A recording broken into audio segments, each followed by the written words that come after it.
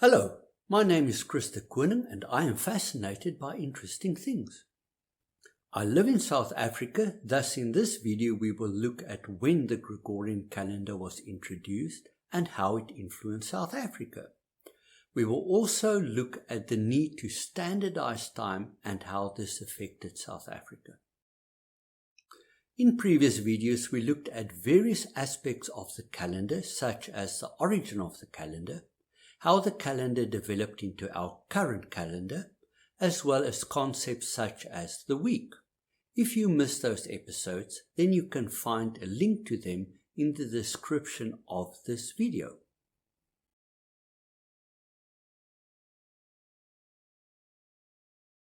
I have a quandary for you. What was the date of the Gregorian calendar at the time when Jan van Riebeeck settled at Table Bay? In historical research, there is a great problem in correlating dates.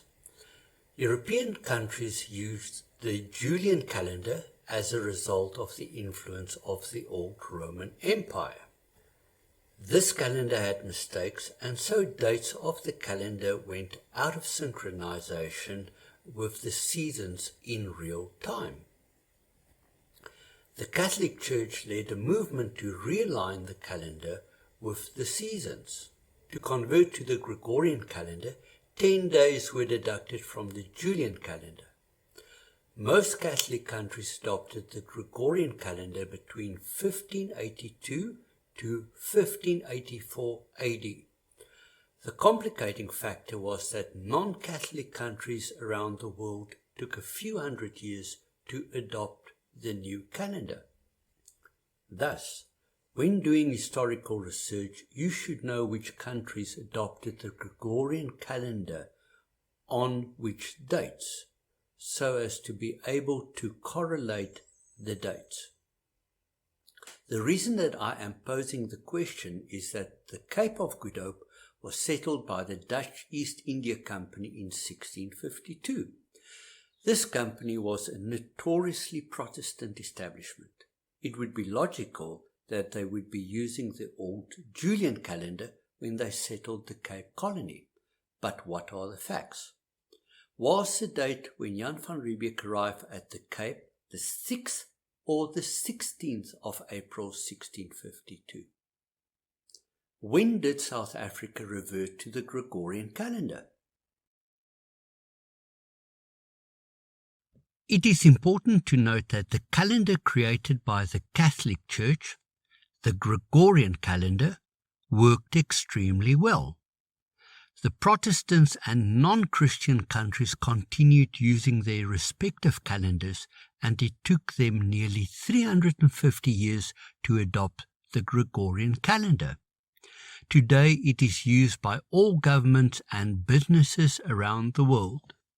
By adopting the Gregorian calendar, all the nations and cultures in the world were able to synchronize their calendars.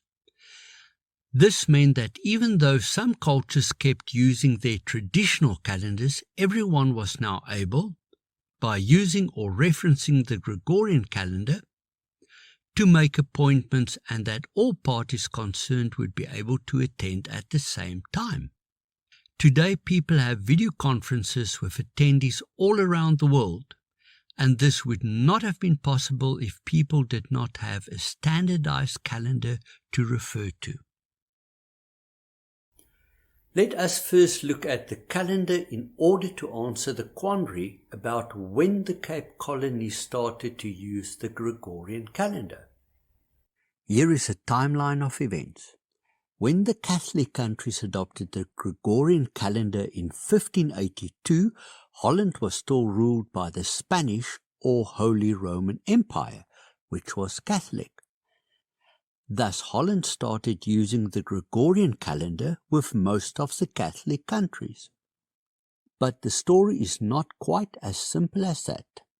The Dutch were predominantly Protestant and fought an 80 years war against Spanish domination and finally gained independence in 1648.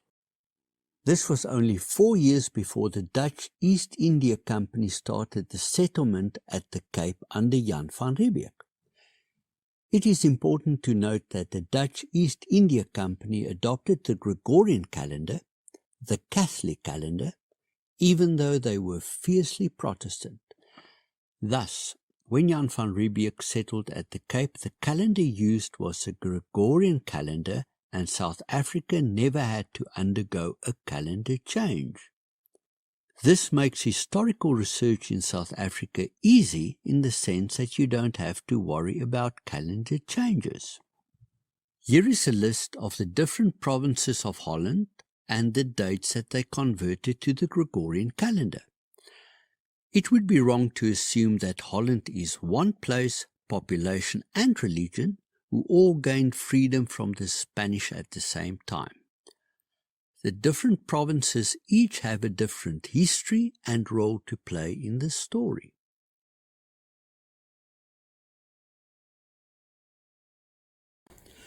The story now progresses from the calendar to time zones. This leads to the standardization of time in South Africa. I have another quandary for you. Did you know that if you organize a video call, such as Skype or Zoom meeting for 12 o'clock between people in, let's say, Durban, Johannesburg, Bloemfontein and Cape Town, that none of those people would join the meeting at the correct local time, but all would join at 12 o'clock and nobody would notice or even be aware of it? This is confusing and even contradictory, but in order to explain this, we need to take a step back. Standardizing the date according to a given calendar is one thing, but standardizing the hours of a day in a country and around the world is quite another issue. With technological advances, new problems and challenges come into being that needs to be solved. To demonstrate, I am using this globe of the Earth. The first feature I want to highlight is that it is round. You can see that there are lines drawn between the north and south poles. These lines are called longitude. The east-west lines are called latitude. It is important to note that they do not exist in reality, but they were added for our convenience. You cannot go outside and see the lines running through the sky. Imagine that the camera is the sun, and the view that you see now is how the sun would see the Earth if it had good eyesight. The line of longitude facing the sun would be directly under the sun, or in other words, it would be midday at that place on the Earth. Midday is also known as 12 o'clock or noon. Because of the curvature of the Earth, it cannot be midday everywhere on Earth. On the other side of the Earth, it is midnight. Thus, according to the current view, it is midday in Australia, and as the Earth rotates, it is now midday in Africa. From our viewpoint, the areas of the Earth where it is morning is to the left-hand side of Africa and afternoon to the right of Africa. Another feature I would like to highlight is that the time differences are on a left to right direction. In other words, east to west. Two towns 18 kilometers apart will have 1 minute difference in local time, but two towns thousands of kilometers apart can be on the same time if they are due north-south of each other. My apologies to the people who believe that the Earth is flat. Flat Earth theories cannot adequately explain time differences between places, whereas this simple explanation can.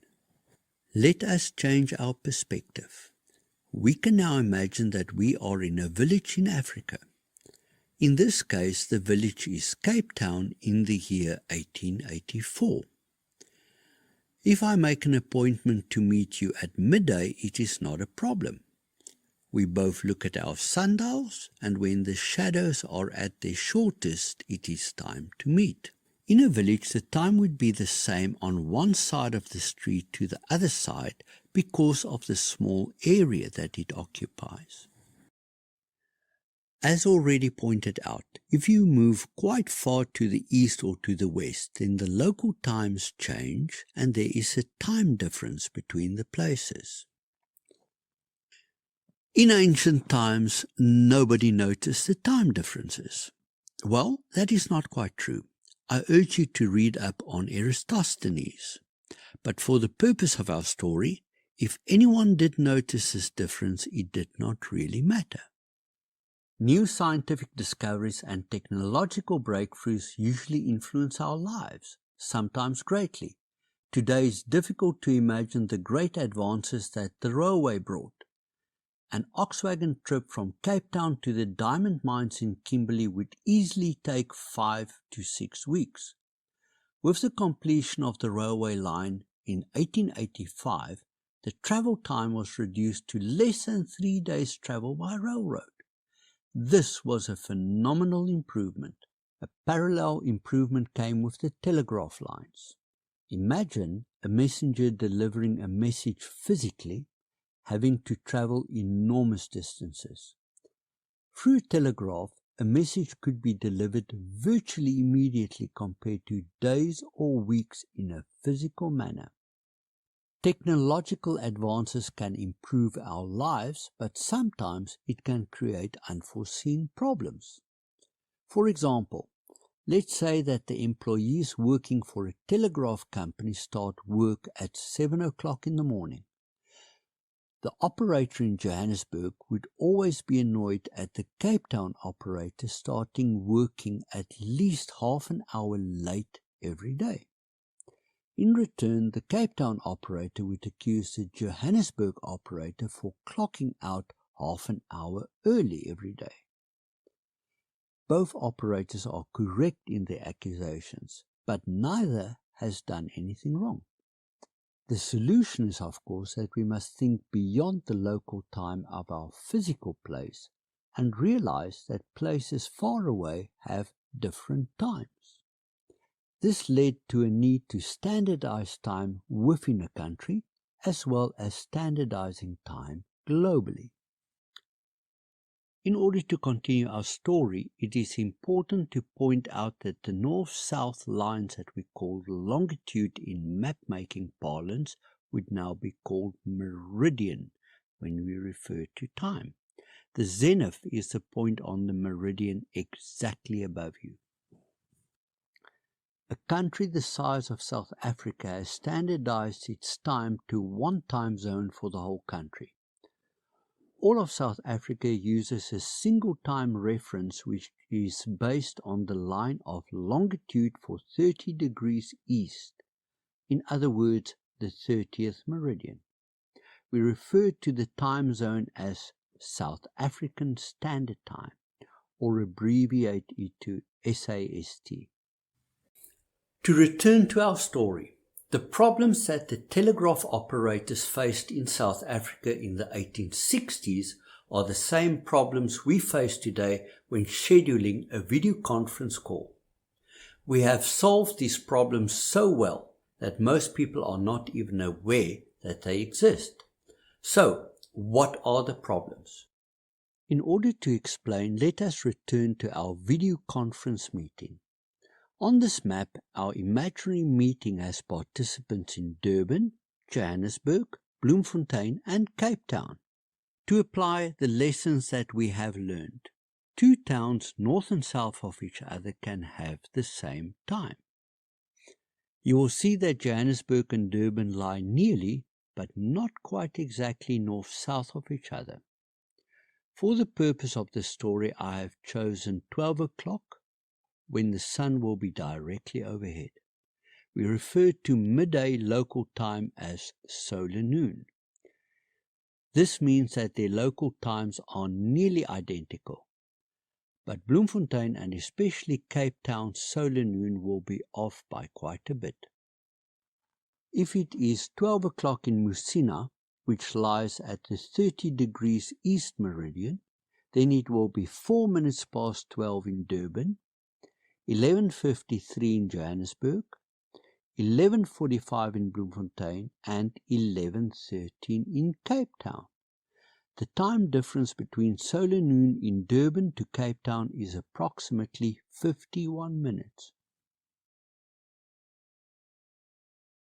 Now that we know about solar noon and the differences in local time in South Africa, we are going to take a look at the history of time zones. The application of science started in the Southern Hemisphere in order to provide a time signal to passing ships. In a previous video, I touched on this topic. A quick recap. The British annexed the Cape Colony in 1806. They immediately started firing cannons to give a time signal so that navigators could reset their watches to an accurate local time for Cape Town. In 1820, the Royal Observatory at the Cape of Good Hope was established in order to improve the accuracy of the time signal. The railway was introduced to Southern Africa in 1859, and this brought with it phenomenal improvements in the time and comfort of travel. The telegraph was also introduced in 1859, and this brought nearly instantaneous communication.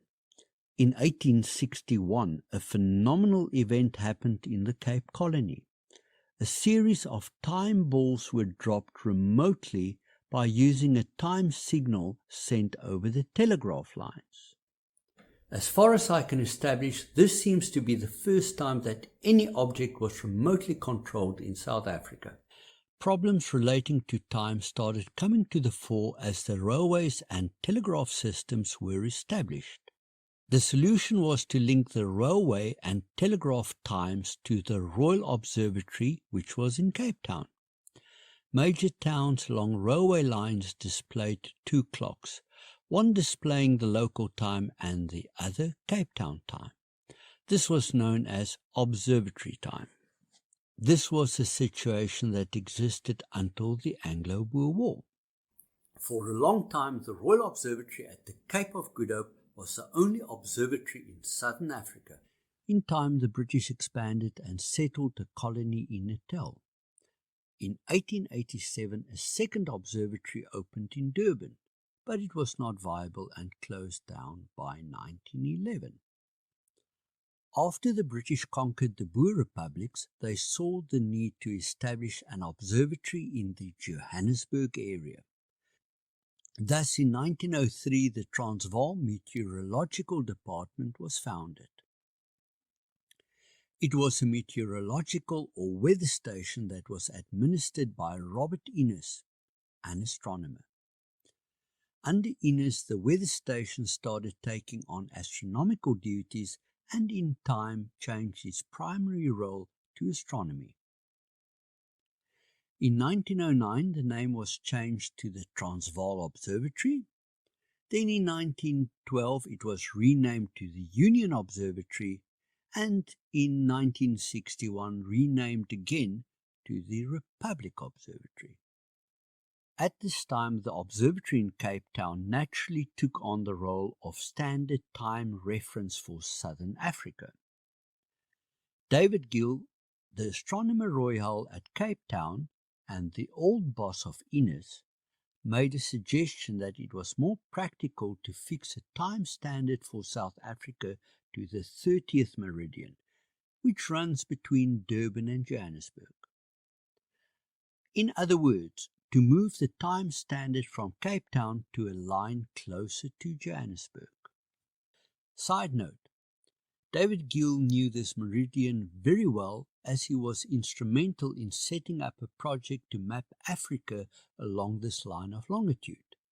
It was eventually extended to Norway and took more than 75 years to complete. In 1903, the same year that the Transvaal Meteorological Department was founded, the time of Southern Africa was fixed to the 30th meridian. This meridian line would place Southern Africa time to 2 hours before Greenwich time. It seems that there was some opposition to this proclamation by local businesses. In 1905, Gill proposed that the Transvaal Meteorological Department establish a time service, which meant that they effectively became the timekeeper of South Africa. It took another 3 years for this proposal to be implemented, and in 1908 they took control of South African Standard Time and supplied a time signal to the South African Broadcasting Corporation as well as the Post Office. In 1964, the CSIR, or Council for Scientific and Industrial Research, assumed responsibility for astronomy in South Africa and thus inherited the role of timekeeping as well. The observatory in Johannesburg remained the timekeeper for South Africa until it closed in 1971. In 1972, the obligation for maintenance of the time standards was transferred to the CSIR's National Physical Research Laboratory until recently. In 2006, a separate department known as the Metrology Department was created. Metrology is the scientific study of measurements, such as weights and distances, and time as well. As trade and technology in the world advanced, a need arose to standardize time globally as well. In other words, time zones need to be set and the whole world needs to run at the same time. How else will you be able to organize a video meeting with attendees from around the world and have everyone know what the correct time should be to join the meeting? The first person to suggest standardizing time zones globally was Canadian surveyor Sanford Fleming in 1878. He recommended that the world be divided into 24 time zones, each spaced 15 degrees of longitude apart. When you standardize the time around the world, you need a reference point from which to work. This point is referred to as the Prime Meridian. In 1884, an International Prime Meridian Conference was held in Washington, D.C. to standardize time and select the Prime Meridian.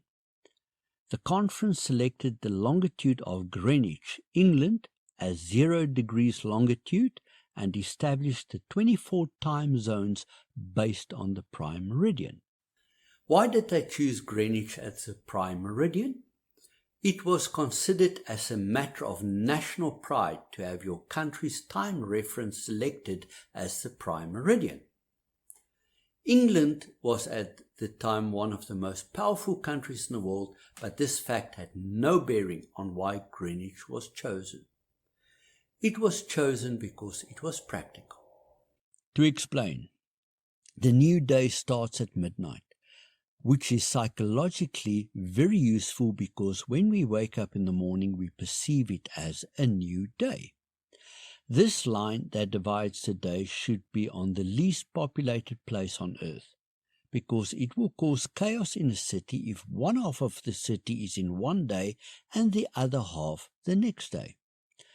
Thus, they chose a line of longitude which runs over unpopulated area from North Pole to South Pole. The most convenient place is through the Pacific Ocean at the Bering Straits between Russia and North America. This line is known as the anti-meridian, which is opposite the prime meridian. It is better known as the international timeline, where at midnight the date changes. Since they chose the anti-meridian in the Pacific Ocean, then the opposite side of the Earth, where the prime meridian is situated, it will be 12 o'clock or midday. The best position exactly opposite to the Bering Straits was at Greenwich Observatory just outside of London. This great circle divides the two hemispheres. If one uses directions of east and west from a defined prime meridian, then they can be called the Eastern Hemisphere and the Western Hemisphere. Now that we have discussed how South Africa has one time zone that changed from Cape Town to Musina, I want to add an interesting fact. South Africa has two time zones. One is our standard 30th meridian time, and the other is a time zone on Marion Island. There you have it, the basic background to the calendar and standard time and how it applies to South Africa. I hope that you found it interesting and enlightening and that I solved any quandaries that you had. See you in the next video.